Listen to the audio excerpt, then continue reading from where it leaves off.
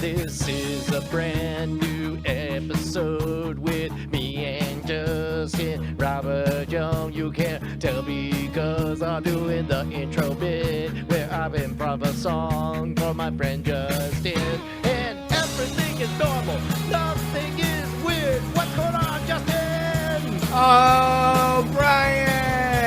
Our traditional second episode. You know that it's ready to go when the second episode of the show begins, friends. Light the candle because it's second episode time. It's a 2 for Tuesday here at the Great Night program. Why do you think it was 2 for? I think that they wanted to. I think it was better. I think because no weekdays rhyme with half price. So instead, You they don't did think two. Garfield hated math price days? Margarita. Isn't it Margarita Mondays? That would track. Margarita, like a margarita pizza? Or Oh no, margarita, I was thinking a like drink? if it's like Taco Tuesday, Margarita Monday, Sangria Sunday, Sacrament Saturday. I feel like we might want to flip those two. There's kind of sacraments that happen on Theremin Sunday, Thursdays. It's at the Chili's. It's Theremin Thursdays. You'll see these bargains and go woo wee. Yeah, man. Nobody does it special on Monday. I guess like maybe it's like a half price apps, but I guess that doesn't sound like a day, does it? Half price apps? I don't think so. Maybe it is though. I don't know. People, what do you think? What do you think the most impressive person on earth that has ever said the phrase half price apps? Like, do you think a senator's ever said the phrase half price apps? Like, seriously, like not because someone paid him to say it, but just like out of their own mouth. Who's like the most? Because I would love it if the Pope at some point in his life said half price apps. The Pope probably did, but keep in mind the Give windows. me an example of the Pope saying half price apps naturally in regular speech. Okay, all right. We thank you for all of your gifts, Luigi. Perhaps now we take a break and have his half-priced apps. I would think Pope walks into Petticoat's and says, "Can I get some motherfucking half price apps?" Where my apps at? Yeah. The Pope would be great to just be a part of the crew. Every crew would be better with a Pope. Remember the time you got in trouble? The A-team, better with a Pope. Right? Remember the time you got in trouble? The Senate, with the imagine Pope? 50 senators, one Pope. Yep. Every crew would be better. Every crew, man. Everything's Name a better crew with that the would be Pope. worse with a Pope. Name one crew, I fucking dare you. The Beatles? The Foot Clan. Oh, shit. Okay, yeah, the Beatles would suck. Yeah, they'd really fucking throw it all off. Yeah. Although, do you think that they would have broken up faster or longer with the Pope as part of the band? Well, I mean, first of all, I guess I'll tell you this much. I bet we go 3 albums where, for no plausible reason whatsoever, a tambourine shows up in every Beatles song. The White Album, Julia, Yeah. Julia, excuse me. Sorry, no, wrong accents. Ring-a-doo. Oh. Nope, I can't. I lost my Paul McCartney. I don't have it. What if the Pope was the one ruining Johnny Be Good with John Lennon in that clip where it was Yoko Ono? You remember that clip? I don't. Should I look it up? Oh, look up. Oh shit! Have you never seen this? No. Yeah. Okay. John Lennon, Johnny Be Good, Yoko Ono, and Chuck Berry is fucking furious, and you could see like the veins in his neck are fucking popping up because Yoko Ono won't stop fucking screaming. History, man. Like John. Oh my God. No. The fact that you're appreciating it makes it all the better for what's about to happen. Well, I could smell that. I mean, I know what show we're on, but that's fucking Chuck Berry and fucking John Lennon. That's amazing. Oh yeah, and I mean, this is John Lennon, obviously post Beatles breaking up, so he's about as big as he could possibly ever be. But you can see his energy in this clip that he is so in love with the fact that he gets to play with Chuck Berry on television. Well, wait a minute. Was it Chuck Berry that sued him over the opening lyric to "Come Together"? The "Here Come Old Flat Top," which was supposed to be a reference to that, I think. I don't know that. And let me see if I can find it. Man, I could swear. Chuck Berry. Oh, it was his cousin Marvin Berry. That's what I'm remembering. John Lennon, Come Together. Yeah, here we go. Yeah, the Beatles song that made Chuck Berry sue John Lennon. It was back in the day. Here we go. Come Together had that opening line that he was referencing that, but they're all like, yeah, I guess this was part of their kiss and make up. But I'm sure how many years later was this? I would assume it was plenty of years later. Yeah, if it's in Chekhov's gun.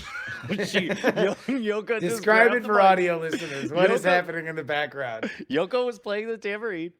She at the moment Chuck starts to sing, she leaps in like she's snatching poison from a toddler's hand and grabs the mic in front of her, and she stands perfectly still and straight like a tin soldier. He used to carry his guitar in a gunny sack. Wait, hold on. Pause this right now. So the mic is there to pick up her instrument. That's correct. Nobody else has a vocal mic except for Chuck Berry, including John fucking Lennon. John Lennon does not have a vocal mic. She just snatched it up. So John does not appear to notice anything amiss. The tree by the railroad. Well, actually, it looks a bit like maybe he's looking at the studio monitors and noticing what appears to be, again, you know what it reminds me of is the Saturday Night Live sketch when they recreated Donald Trump looming over Hillary Clinton. That's what it looks like with Yoko behind holding a mic over the shoulder of Chuck Berry. This entire performance. I've only seen the clip where she starts screaming. Well, I mean, because would be funny is if it was some other performance of this one we just watched. No, it is definitely this one because there's a still frame of Chuck Berry's face that looks like he's about to fucking haul off and hit her. Interesting. I guess the audio guy cut her mic for the live there feed. is a clip where you can hear her. There is definitely a viral clip where you can hear her. Well, it's got to be this.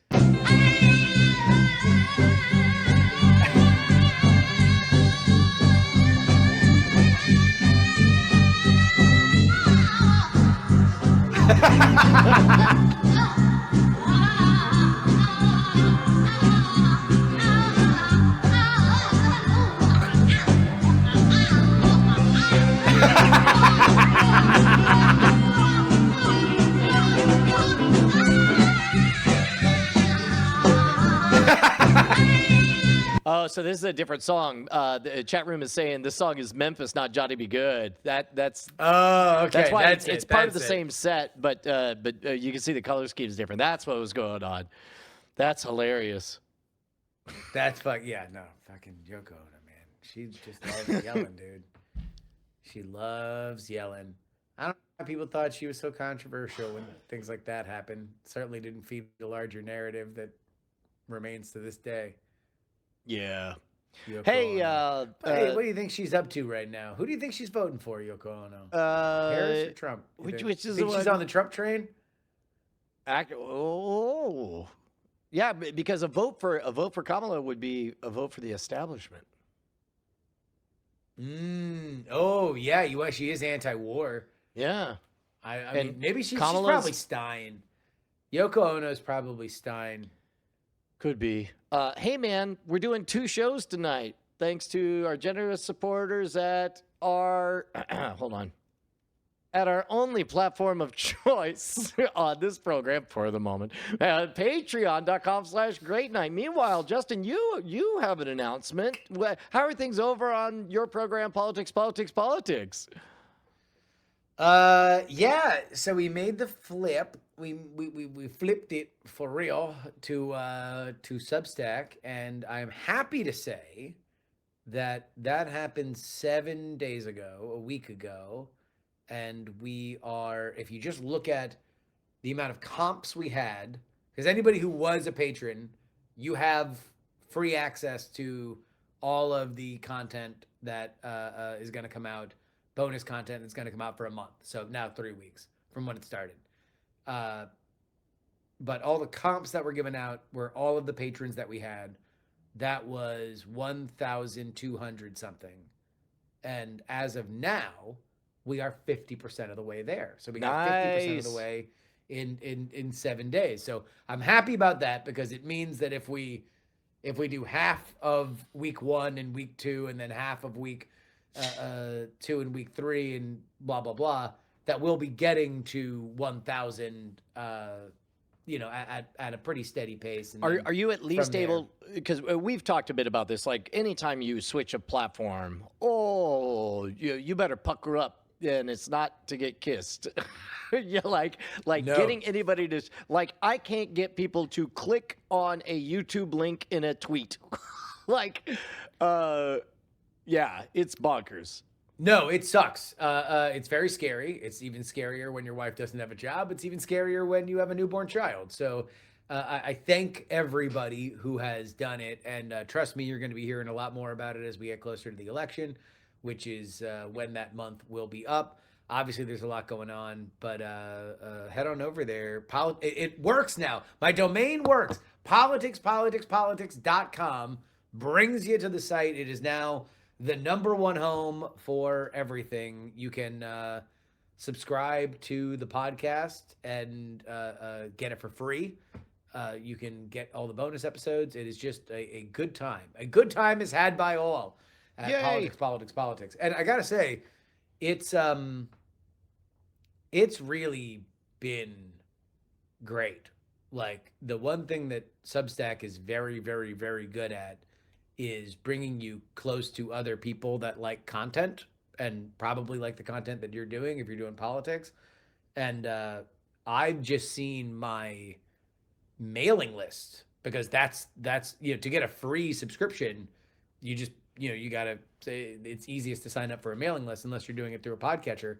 But it's just grown the mailing list by 2,000 in that's huge, and that's a special kind of growth too, because that's something called no bullshit growth. That's all people who are in the hardcore ecosystem already. Yes. Sorry about that. I just changed my mic. My mic was on the wrong mic. So one of our detectives in chat realm correctly figured out that your mic was Nailed it. Anyway, so that's happening, and it's terrifying, but so is the election. So it all goes together. I can make it. I don't know. To be totally honest, I think that we're actually in a similar boat, because both of us have kind of been rejuvenated over the last month. Like, I'm actually having more fun booking and creating PX3 than I've had in a long time. I'm booking like multiple guests a show, where before I was like legging it out to get one guest per program, and now I'm juggling. Like, I got like 4 people on the show that's coming out Friday. I'm double triple booking, so like every episode is like 2 hours. It really is, for man. people, and it's just been really fun. There's such a cool virtuous cycle when stuff starts popping, and it just leads to like for example, I told you before the show started, like today was the fastest 2 miles I'd run in maybe half a decade, maybe longer. And just that energy rolled on. I was going to record a short, and it ended up being a 6.5 minute long form that I just posted. And then I made a short about the long form. And then, like, in that 4 minute gap, that I was sitting there, just when shit's rolling, I noticed the 2 Scam School books. And I was like, I had to finish that 3rd one. And so I just pulled out my phone and emailed the publisher like, hey, you want a 3rd Scam School book? And then like, that's not something I would do out of the blue, except on one of those days where it's just like, the momentum is just taking you. You're just feeling it. Yeah. No, it's clicking, baby. It's clicking. Yeah. Like clicking like a chicken. Clicking like That's a what clicker. Just a good Keep old... fucking that chicken. Remember that bit from our last episode? Oh, last episode. What a callback. Throwback Tuesdays. Throwback Thursdays. So now we have to do 4 bonus episodes this week. We do, And then because next everything is getting bigger. Yeah. Everything is getting more. It's the Geometrically. age of more, Brian. Everything's smaller, but bigger. It's computers. San Dimas High School football rules. Is that a... Hey, we have a game? Yeah, we do. Hello, hello. Tonight's game is called TV Time. This is brought to you by our friend BioCow. About 30 years ago, September 22nd, 1994, Friends was released. And because of that, we wanted to look back and see just what inspired Friends. Yep. So we're going to take a look back. You'll be presented with some iconic television shows from 1963, 1964, and 1965. Your job is to identify which one came out 1964, 30 years before Friends. Ooh. Okay. All right. All right. Round 1, let's begin. Your shows are Bewitched and I Dream of Jeannie. Good luck. Oh, these are warring shows about men with slave women who have magical powers. Sorry, say that one more time. Well, what are we looking for again with these? Which one came out in 1964, 30 years before Friends? I Dream of Jeannie or Bewitched. So I think this, I don't know if the right answer is going to be the original or the knockoff. And I don't know which is the original or the knockoff. Because they both crossed the color barrier, right? Like there were black and white episodes. Broke the color barrier. They were a real They did. Jackie Robinson of slave magical women sitcoms. Well, I remember being a Nick at Night devotee that sometimes, depending on where you were in the run of these shows that made 50,000 episodes, like the early ones were black and white, and then eventually they were all in color and had bell bottoms. So I assume that they all made it to the 70s at some point, or at least the late 60s. I'm going to say that I Dream of Jeannie was 1964. I'm going to guess it was Bewitched. I think, yeah, I'll say Bewitched. Bewitched. The theme song to Bewitched. There is a witch. Her mother is a bitch. The husband is a regular guy, and he's gonna get it now. Because magic powers are real and everybody's cowed. Bewitched, bewitched. The awesome power of a witch. Occult Satan will give you your favorite dish. Benign application of the occult is in your future. You will know that there is a way for you to be make him or her. Don't know if they had a gender bend episode. Bewitched, bewitched. 1964's Bewitched. Bewitched, bewitched, bewitched, bewitched, bewitched, bewitched, bewitched, bewitched. All right. With a wonderful performance by both Brian and Justin, Bewitched is in fact the correct answer, releasing in 1964, whereas I Dream of Jeannie released in 1965. Brian, you get a point. Yay! All right.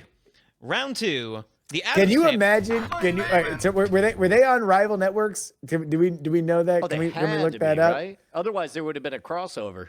It's All like right, Samantha would be trapped in Jeannie's lounge bottle. Exactly, in Genie's bottle, which means that at some point Bewitched is a hit, and somebody comes stumbling into their fucking Hollywood boardroom and says, "We need a magical lady show. Get 5 pitches on my desk by Monday." I'll be in my office practicing my solo radio program. All right, round 2. We've got the Addams Family and Petticoat Junction. Oh, Addams Family, I think, is earlier than 1964. But oh no, I think Addams Family, or maybe it was the Munsters, or it was one of those two. They had to, Get me a fucked up family bitch on my desk. I need 5 on Monday. I'm gonna say Addams Family. Addams Family. I'll say Addams. They're all psychos, but one of them has tits.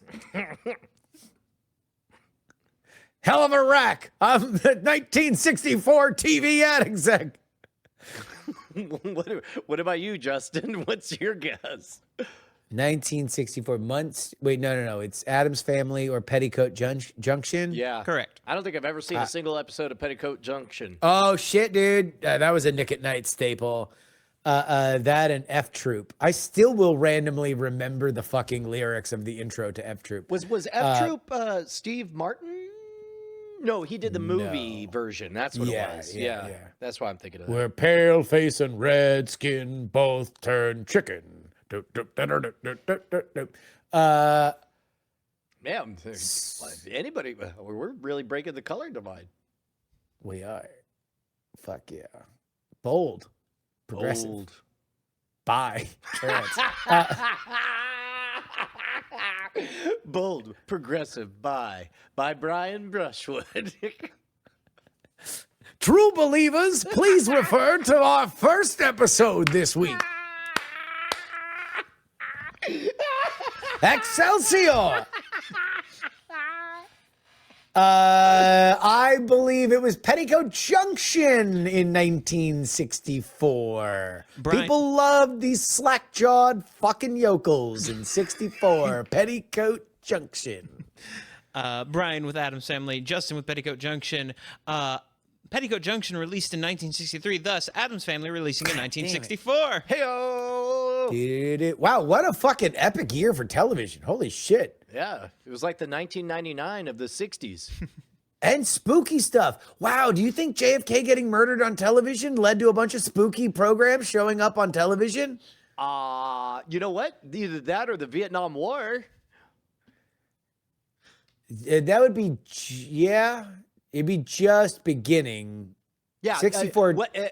Because I did that. That That might be when it was still popular, like when it was like, yeah, let's fuck up some Vietnamese. Well, that Gulf of Tonkin. That was the I did a little thing on A Clockwork Orange having an ending lopped off in the American version, and it was around that time, and it was stated that, look, we're about to go to war with Vietnam. We don't need a happy ending in this Clockwork Orange book. We need a sad ending, so cut out the happy part. Bewitched, bewitched, forget JFK shattered head, bewitched. There is a witch. The president didn't die, bewitched. Forget about the time that we thought it was communist, and then it turned out to be another guy. And then the only person who knows what happened got shot by a guy who then got shot and died. Bewitched, bewitched. Forget this awful stain of American history, bewitched. Round 3, we've got Doctor Who versus the Munsters. Oh, I thought you were just citing the coolest movie of all time. I thought you were just that you'd found my slash fic. Oh my God. Different doctors. In this TV classic crossover, 7 different doctors come from different places in space and time, and they collect 7 different companions from the Munsters. Grandpa. Now I have to name 7 Munsters. Fuck. The normal one. Wolf Kid. Hot Wife. Herman. Wait, was the wife hot in the Munsters? No, I thought no, only there there's was only like the a hot daughter. cousin. They had one normal hot daughter. Yeah, I think it was like a cousin or something. Was it a cousin? Yeah, I thought so. I don't know. Because no, the wife was hot in the Addams Family. Morticia was hot in the Addams Family. Yeah. Well, the wife. The wife was hot. You got to have one smoke show on television. Yeah. I need 10 smoke shows by 5 o'clock Monday. A smoke show review. What if his boss was a smoke show? What if the bagel man was a woman? That was a smoke show. What an amazing job, dude. A television executive in the 60s. You're just drunk by 1 o'clock screaming things. Oh, yeah. Okay. So the cousin on the Munsters. So that was right. Okay. Yeah, Doctor Who was 64. I think somebody already said it in chat. Yeah, I guess I'll take the other just for grins, but I'll believe the host of a Doctor Who podcast on this one. All right. Brian answering the Munsters, Justin answering Doctor Who. Justin, you may have to go look back at your numbers as the Munsters released in 1964. Oh! Damn. That is our total. We bring Brian to What 3 did, points. what Justin, did Barry Goldwater know about the John Birch Society? It's halftime, folks. Oh, what are we competing for? A prop book safe brought to you by my family of the handbook for the recently deceased. Oh, dang. Wait, your family?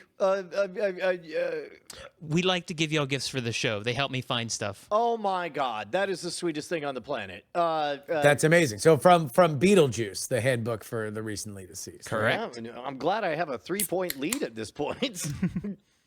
All right. Round 4. We've got 3 options. We've got The Man from U.N.C.L.E., Get Smart, and The Patty Duke Show. Oh, wait, 3 of them? Who came out in 1964. Oh, it was definitely Get Smart. Get Smart also crossed the color barrier. And it had, do you remember the Get Smart TV movie, Justin?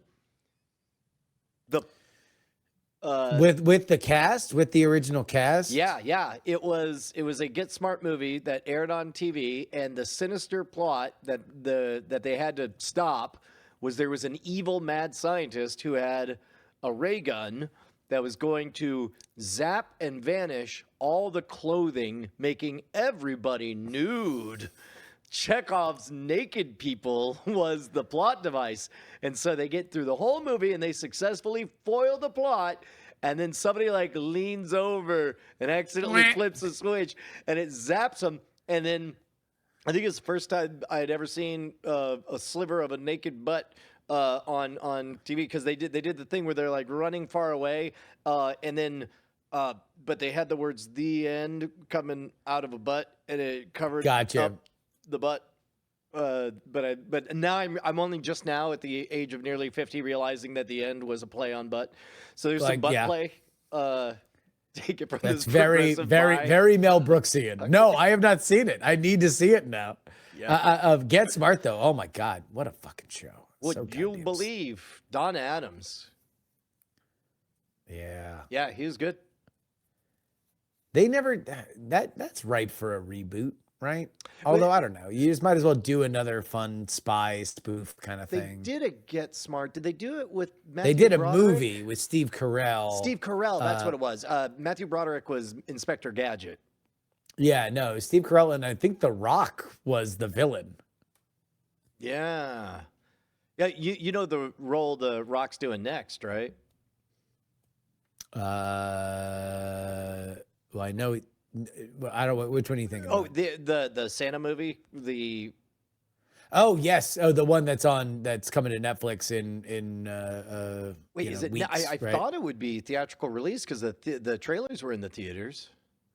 Oh, maybe. I don't know. I don't know if it's doing. I know that it very much seemed to me like it was.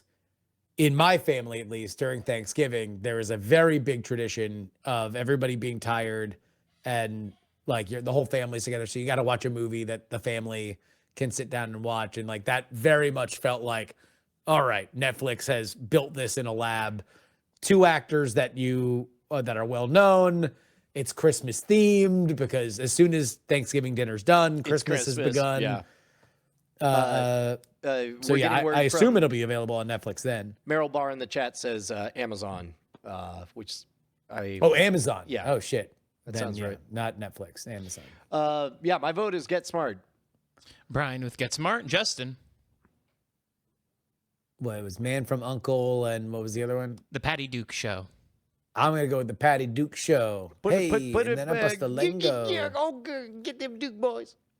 Releasing in 1963 is The Patty Duke Show. Releasing in 1964 is The Man from Uncle. And releasing in 1965 is Get Smart. No one gets a point this round. No action. So Man from Uncle was a real spy show, or was that a funny one too?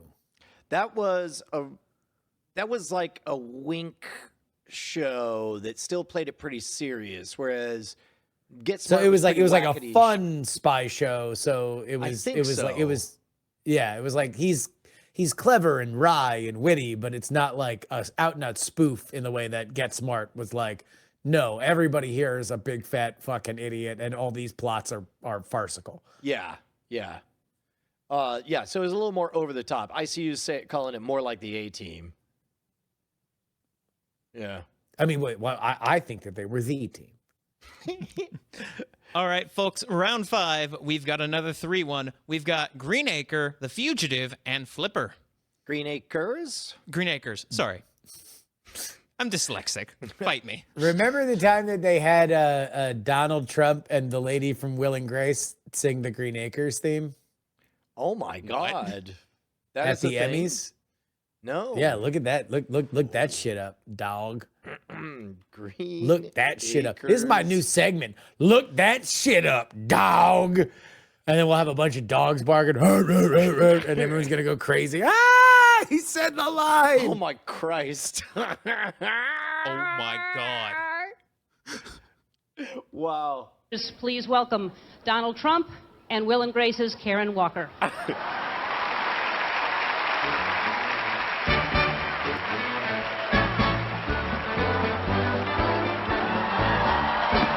Green Acres is the place to be.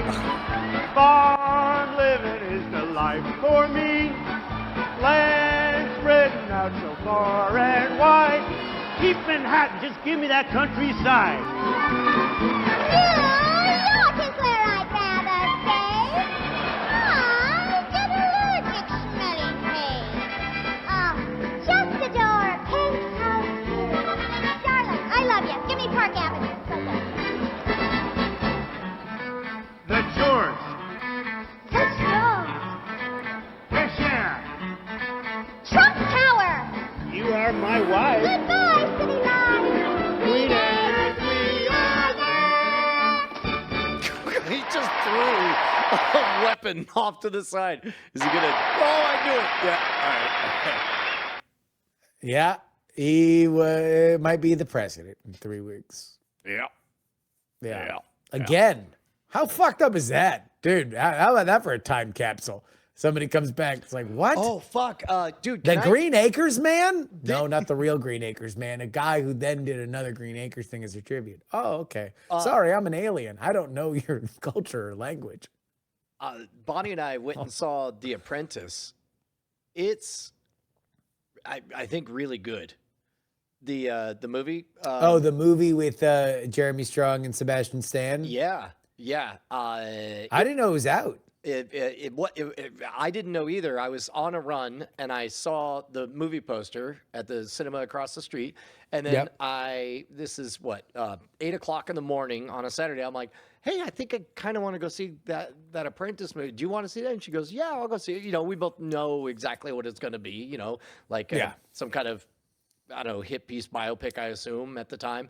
And then I look and I was astonished. Did you know that they start showing movies at 8:45 in the goddamn morning? I would assume so. At least for but I mean that movie, like R-rated movies that early seems aggressive. Right. Well, and I was like, oh shit, Bonnie, it's in like 10 minutes. You just want to go now? And she's like, sure. And then as I was going, I'm like, what is the demographic to see? Who a did you hit see piece? other than you? 100% of the audience there was me and Bonnie. Gotcha. And it was like, there's this moment about 20 minutes in that I look over, I'm like, oh yeah, it's just us. But that movie was, I liked it. I would just imagine it's you, Bonnie, and a grizzled alcoholic lighting a cigarette off a match from his shoe. I liked the movie okay after we had seen it, but there's it captures some nuance. I don't know. It haunts me. I liked it a lot, and I didn't expect. I like it more, as my mind keeps drifting back to it, and I think I might go see it again. It seems really weird that that movie would come out and it's just kind of been dumped.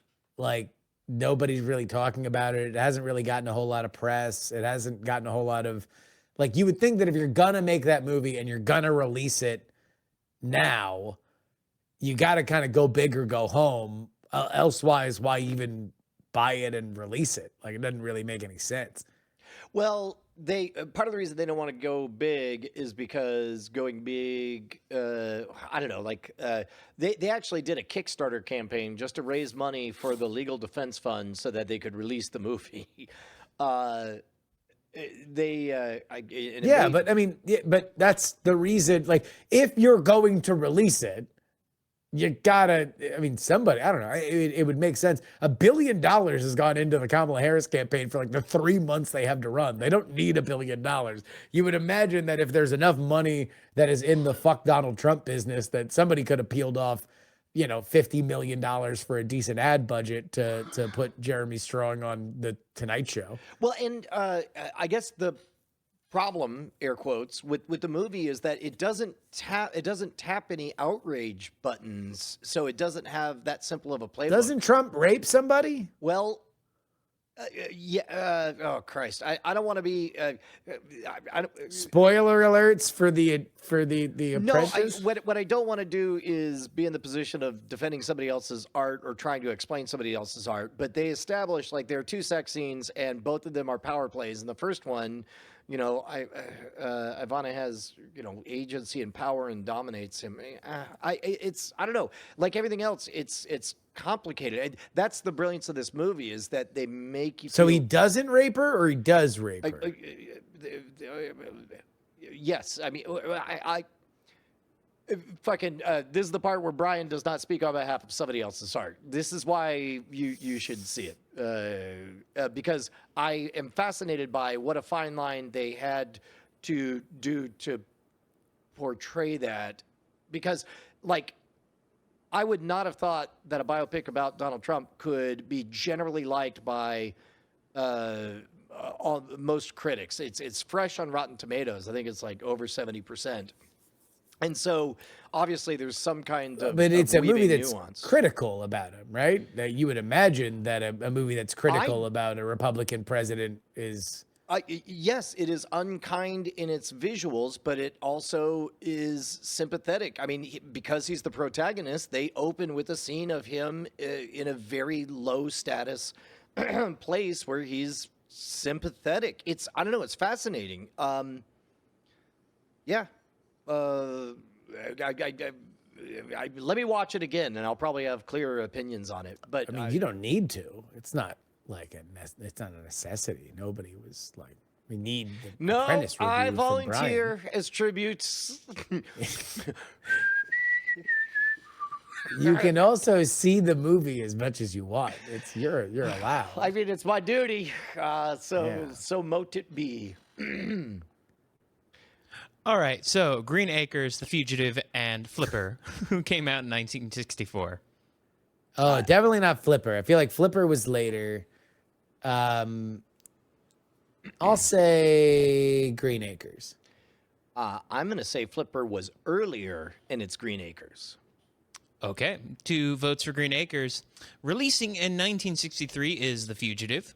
Releasing in 1964 is Flipper. And releasing in 1965 is Green Acres. No points this round. Fuck a duck. All right, folks, we are at the final round. And in order to do this right, we've got all soaps. We've got Days of Our Lives, Another World, and General Hospital. Good luck. Holy shit. One of those was in 1964, huh? I'm going to go Days of Our Lives. Like sands through the hourglass, so are the days of our lives. As the great Socrates said on Bill and Ted's Excellent Adventure. The 2 Bill and Ted's references. Oh, look, man, you keep teeing them up. I'm going to keep knocking them over the fence because we're playing T-ball in this sports metaphor. Excellent. But it's not bogus. Nope. I believe General Hospital is the longest running soap that started as a radio soap. And Days of Our Lives, I think, was born in television, and so I'm picking it. That's all Okay. Brian with Days of Our Lives. This is a 5-point round. What were the other 2? Another World and General Hospital. Ooh. There's some intel in the I'm going to chat. say General Hospital. This hospital was generally available in 1964 for the first Give time. or take. All right. Hospital style. Brian with Days of Our Lives. Justin with General Hospital. Releasing in 1965 was Days of Our Lives.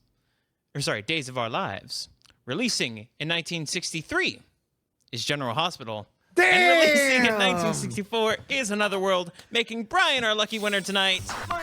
Yay! I want to know how this this safe aspect will work.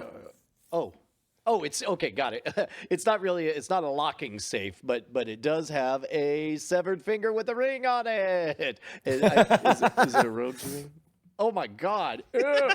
Oh! It feels like a sex toy because that's silicone. Yeah. If you want to help make some of our games, if you want to join the chat, head on Do you over think to... this gets us kicked off of Twitch? What? Because Flip- it looks like flipping a it? little tiny ring. Little- like little this is tiny definitely dick. a finger. It's got a fingernail. But if I held this and said, "Look, it's a little tiny uncircumcised dick," do you think that gets us? Probably shouldn't point it at my face. No, you should get it closer. See how it smells. What am I? I don't want to be shocked right now. But all right, let's just put this in there. Yeah. Sorry, you were gonna give plugs. Go ahead. Want to help with games and want to chat with us? Head on over to bit.ly/NA Discord. And a very special thank you to BioCow for helping make this game.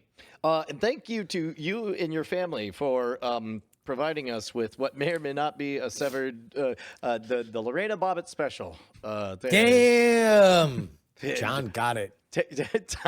Timely references Bry. Time Bry. Oh Christ. Could you imagine if that happened today?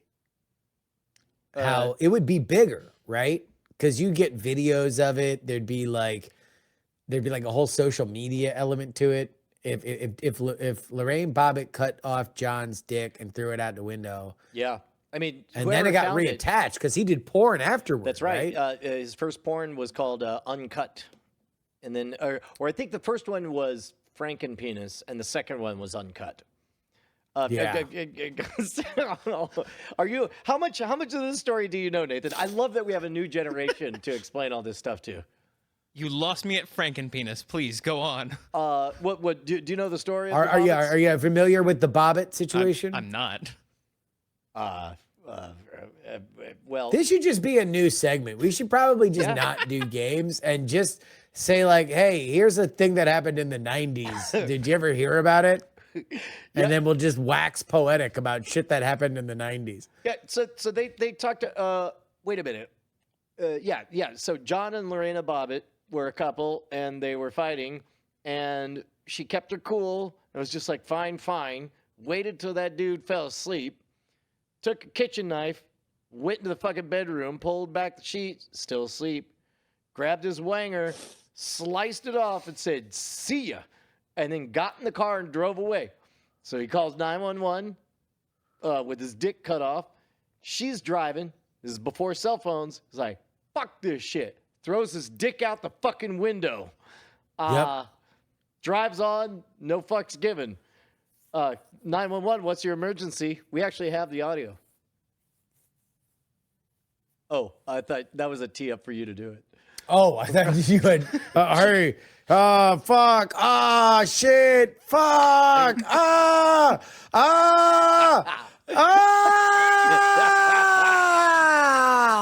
Sir, Has your dick been cut off due to a domestic Oh, no, no. Why have you forsaken me? Christ, my Savior, why? I've seen to you. I've been your servant. I have lived by the lives of your teachings, and yet you forsake me, Christ. I'm going to need you to pinch that, sir, and keep your calm. We've got a 2117 over here. Every day I've looked to my Bible and said, give me instruction, and yet you've led me astray. Why, God, why? All right, listen, we have paramedics are on the way. Do you happen to know which way she went? Okay, all right. My spiritual reality has been shattered. Officer responding to 2117. I found the little pink worm. Repeat. Little pink worm retrieved. It wasn't that little. Not gonna top that.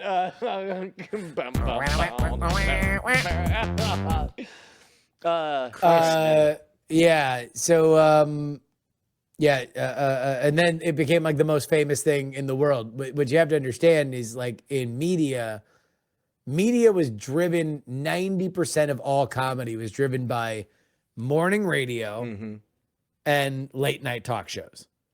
That was pretty much like the place where all comedy kind of emanated in the 90s, in terms of mass, like, popular culture. And you could only imagine that, especially in a coarsening radio market that Howard Stern is, like, starting to become famous in, the idea of the bitter woman lopping off her husband's dick, which, even the way that Brian tells it, I still got fucking questions, because it's always like, oh, he was sleeping. But it's like, is this motherfucker really like he was pass out drunk? Like, yeah, who like, says they fell asleep because the way behind it's the like, wheel. oh, he's asleep, and it's like, oh, fucking, like, he's Looney Tunes, like, oh,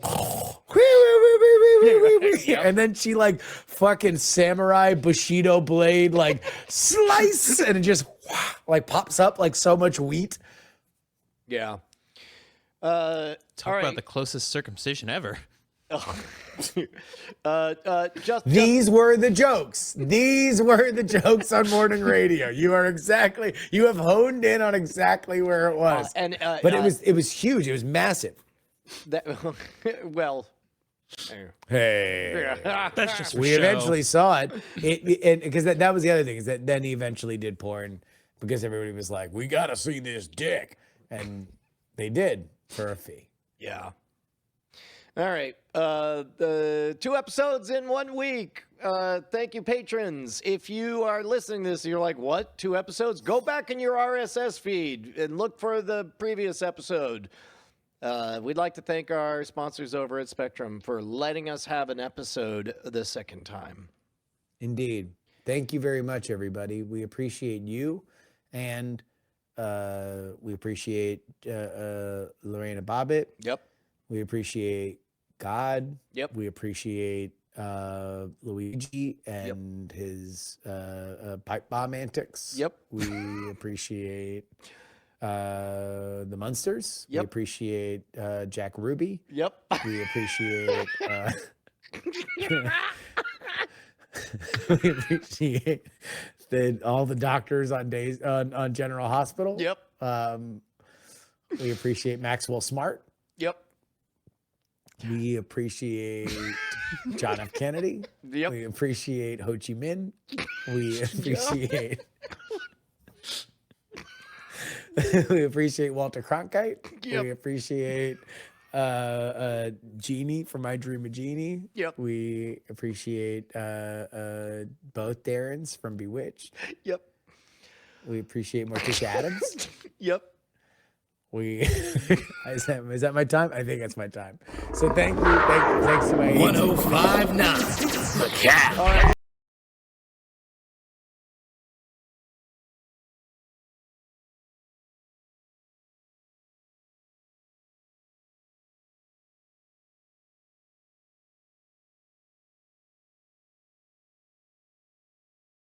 Bye.